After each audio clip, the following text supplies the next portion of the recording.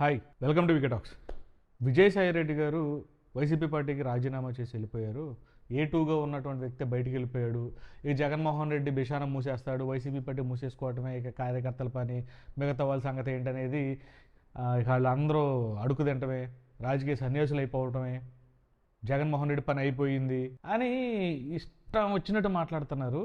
విజయసాయి రెడ్డి అనే YCP party పునాది నుంచి రాజశేఖర రెడ్డి గారు చనిపోయిన తర్వాత జైలు జీవితాన్ని ఇద్దరు చూశారు. కాంగ్రెస్ పార్టీ, టీడీపీ పార్టీ వీళ్ళిద్దరూ కలిసి జగన్ని ఎంత ఇబ్బంది పెట్టారా ఏంటనేది వాళ్ళ గతంలో బాగా తెలుసు. అప్పటి నుంచి ఇన్ని సంవత్సరాలు కలిసి జగన్మోహన్ రెడ్డితో పనిచేసినటువంటి విజయసాయి రెడ్డి ఎందుకు ఉన్న పళంగా రాజీనామా చేసి బయటకు వచ్చారంటే దానికి కాకినాడ పోర్టు అంటున్నారు, లేకపోతే ఇంకోటి అంటున్నారు, రకరకాల కారణాలు చెప్తున్నారు. మళ్ళీ జైల్లోకి వెళ్ళాల్సి వస్తుంది, బీజేపీతో చంద్రబాబుకి బాగా ఉంది కాబట్టి మళ్ళీ పాత కేసులను తిరగదీశారంటే మళ్ళీ మనం జైల్లోకి పోవాలి, అందుకని జగన్ వీళ్ళిద్దరికి గొడవలైనవి, లేదంటే డబ్బుల విషయంలో గొడవలైనవి కాదు. అది కూడా కాదు, సజ్జలనో చెవిరెడ్డి భాస్కర్ రెడ్డి, పెద్దిరెడ్డి రామచంద్ర రెడ్డి వీళ్ళందరూ ఆధిపత్యం ఎక్కువయ్యి విజయసాయి రెడ్డిని తొక్కేయడం జరిగింది.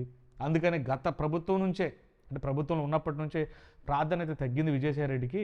ఇంకా మరీ ఉంటే దరిద్రంగా ఉంటుందని చెప్పి సీనే బయటకు వచ్చాడని చెప్పి కుల మీడియా ఉంది కదా, దళితుల మీదైనా విషయం చెప్పాలన్నా, దళిత నాయకుల మీదైనా, లేకపోతే మిగతా వాళ్ళ మీద, ఇట్లా మాజీల మీద విషయం చెప్పాలంటే టీడీపీ కమకుల మీడియా వండి వార్చే క్రమంలో 2 రోజుల నుంచి ఇది బాగా వండుతున్నారనమాట. ఈ వంటలన్నీ రాధాకృష్ణ కానీ, మూర్తిగా మన నట్టు కానీ, ఇంకొన్ని యూట్యూబ్ ఛానల్స్, అవి కూడా కమ్మ ఛానల్సే, కమ్మళ్ళు క్లియర్గా కనపడుతుంది అన్నమాట ఆ కులహంకారం. ఇది సరే, నేను ఇప్పుడేమి వేరే రకంగా వంటలేదు, కానీ వాళ్ళ ఎజెండాని, వాళ్ళ గుర్తింపుని కాపాడుకోవాలి కాబట్టి, వాళ్ళ కులాన్ని కాపాడుకోవాలి కాబట్టి అది అందరికీ ఉంటుంది కాబట్టి కొంచెం వీళ్ళు ఎక్కువ వండేస్తారు.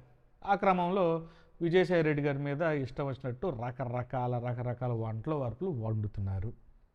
ఓకే, ఎన్టీ రామారావు గారు ముఖ్యమంత్రి అయినప్పుడు దాదాపు 75% సీట్లు గెలుచుకున్నాడు అయినప్పుడు ఉమ్మడి ఆంధ్రప్రదేశ్లో. ఆ తర్వాత పరిస్థితి ఏమైంది?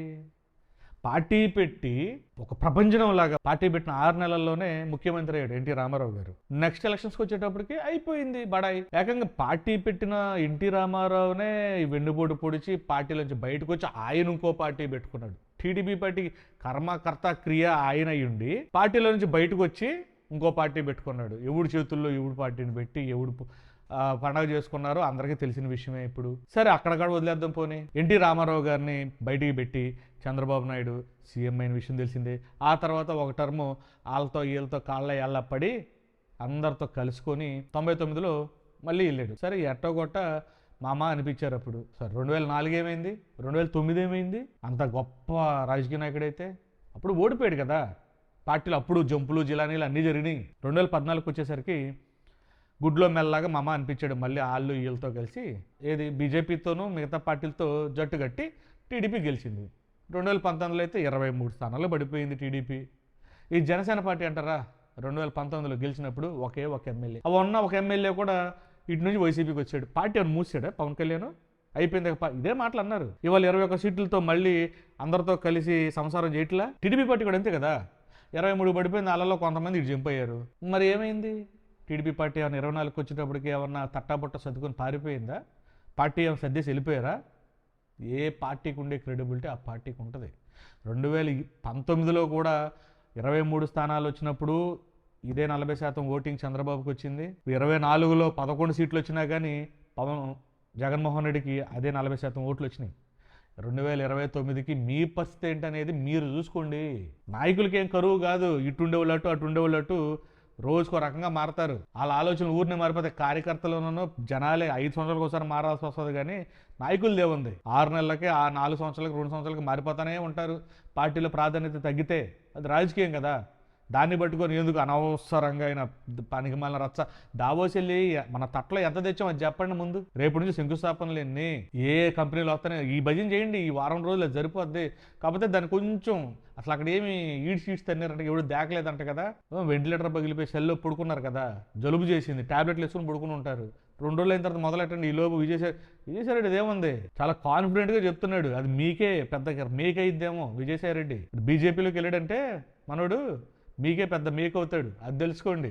మనం 2019లో పార్టీ ఓడిపోగానే సీఎం రమేష్, టీజీ వెంకటేష్, సుజనా చౌదరి ఇట్లా వీళ్ళందరూ టీడీపీని వదిలేసి బీజేపీలోకి వెళ్ళిపోవాలా? రాజ్యసభ నుంచే పోయారు కదా. టీడీపీ పార్టీ అప్పుడు రైతు బజార్లో పెట్టి కేజీ లెక్క నమ్మారు, పార్టీని అమ్మలేదుగా, నడిపారుగా. ఇది అంతే, దానికి ఎందుకయ్యా. ఇక జనసేన వాళ్ళని చూస్తుంటే అయితే జాలేస్తుంది పాపం.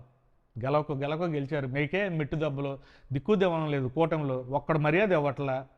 మన బూతులు తిడుతున్నారు జనసేన, రాజేష్ మహాసేన అనేవాడు కానీ ఇంకోటి కానీ మన బూతులు తిడుతున్నారు జనసేన వాళ్ళని, నాయకుడిని వాళ్ళనే మీరు కంట్రోల్ చేసుకోకపోతున్నారు. ప్రతిపక్ష సంగతి మీకు ఎందుకు జనసేన వాళ్ళకి? మొన్న ఇది ప్రైమ్ 9లో అయితే రాయపాటి అరుణ అని ఆవిడనైతే పాపం ఆ సురేష్ ఎవరో ఉతికి ఆరేసాడు వాళ్ళని, టీడీపీ వాళ్ళని జనసేన వాళ్ళని కెలికి లేపి కూలిచ్చుకొని వేయించుకోవటం అంటారు. ఇది అవసరమా? ముందు కూటమిలో మనకే సరైన దిక్కు లేదు, ఏం జరుగుతుందో మీకే తెలియట్లే. ముందు మీరు సెట్ అవ్వండి, తర్వాత ప్రతిపక్ష సంగతి ఆలోచించవచ్చు, ఉంటుందా ఊడిపోద్దా అనేది. ఎప్పటికైనా మీకు మొగుడు జగన్ అని చెప్పి మీరు ఒప్పుకుంటున్నారు. 11 సీట్లు పడిపోయారు అన్నా కానీ జగన్ భజన చేయాల్సి వస్తుంది. మీరు జగన్ అంటే భయపడాల్సి వస్తుంది. ఎందుకంటే మళ్ళీ జగన్ వస్తే ఏంటి మన పరిస్థితి? రాకుండా ఉండాలంటే ఏం చేయాలి? చేయకోకుండా జగన్ రాకూడదు, జగన్ భజన ఎందుకు రా సామే? మీకు నిద్రన పోతున్నారా? అన్నమన్న తింటున్నారా? లండన్ నుంచి వస్తాడుగా 2 రోజులు అయిన తర్వాత, వచ్చిన తర్వాత అప్పుడు మళ్ళీ వండర్ ప్రోగ్రాం మళ్ళీ మొదలు పెడతారు. ముఖ్యంగా మరి టీవీ5 పాపం ఏమైద్దో. ఆ తిరుపతి విషయం డైవర్ట్ అయిపోయింది. ఇప్పుడు ఇది వచ్చిందిగా, తిరుపతి విషయం అయిపోయినట్టే, చచ్చిపోయిన సంగతి గోవిందిక. వైసీపీ పార్టీకి మంచి అవకాశం ఏంటంటే, వైసీపీ పార్టీ కోసం పనిచేసే వాళ్ళు, కష్టపడి పనిచేసే వాళ్ళు చాలామంది ఉన్నారు. అంటే వందల వేల కోట్ల ఆస్తులున్న నాయకులే, అంటే వ్యాపారవేత్తలు కాదు, కింద నుంచి మధ్యతరగతి చదువుకున్న వాళ్ళు, కష్టం విలువ తెలిసిన వాళ్ళు, బ్రతుకు విలువ తెలిసిన వాళ్ళు వైసీపీ పార్టీలు చాలామంది ఉన్నారు. వీళ్ళని కనుక నాయకులుగా తయారు చేసుకోగలిగితే వైసీపీ పార్టీ 2029లో తిరుగులేని నాయకత్వంతో మళ్ళీ సింగిల్గానే వైసీపీ గెలిచిన ఆశ్చర్యం లేదు. అలాంటి ఆలోచనలు కనుక చేస్తే కూటమి ప్రభుత్వం, అంటారు కదా కానిస్టేబుల్ కొడుకుని నేను, కష్టం విలువ తెలుసు, మా నాన్నకు 2 ఎకరాలే, కష్టం విలువ నాకు తెలుసు, నేను ఆ పని చేశా, ఇలా బతికని చెప్పేసి ఈ 2 పార్టీలు వాళ్ళు చెప్తారు కదా, అలాంటి వాళ్ళనే పెట్టి వైసీపీ పార్టీలో నాయకులుగా చేస్తే ఏ రేంజ్లో ఉంటుందో రాజకీయం ఒకసారి ఆలోచించుకోండి. బాయ్.